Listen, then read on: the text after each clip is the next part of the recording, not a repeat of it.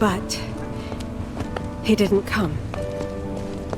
I couldn't help fearing the worst, even then. But I told myself his leave must have been postponed, that he'd been delayed. Every day I went, to wait and to pray.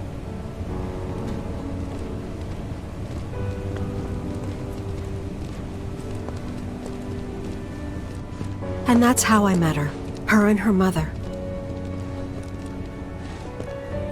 I thought maybe they'd run away from Wall Market, or that they were topsiders fallen on hard times. I'd seen that sort of thing a lot.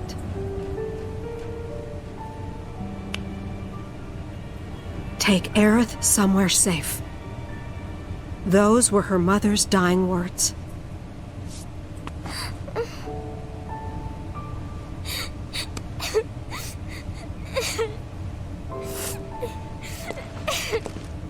My husband had been away for so long, and I was lonely. So I convinced myself the safest place for the girl was with me.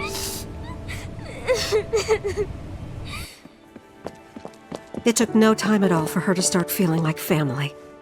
She was a real chatterbox.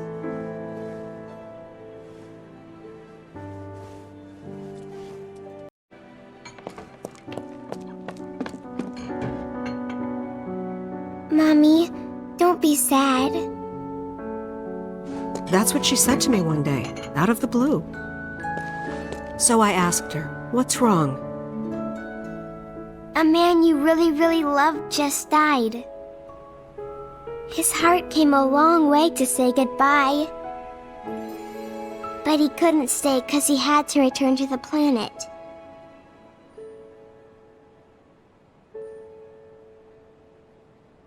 I didn't believe her, of course.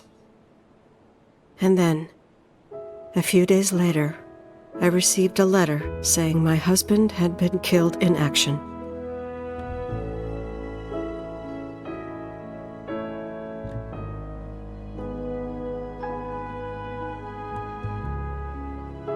Things like that, she'd just know.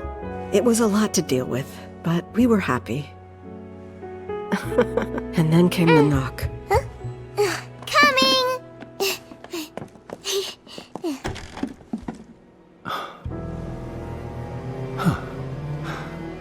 No! Go away!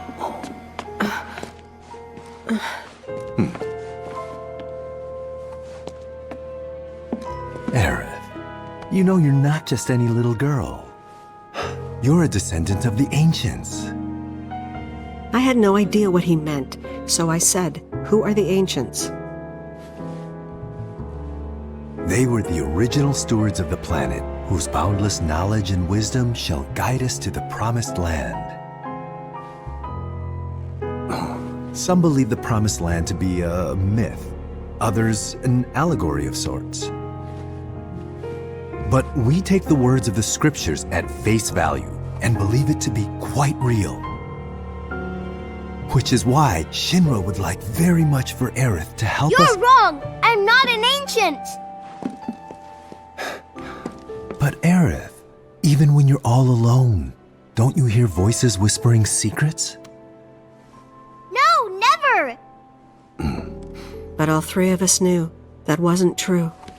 That man knew exactly who Aerith was, where she'd come from, and what she could do.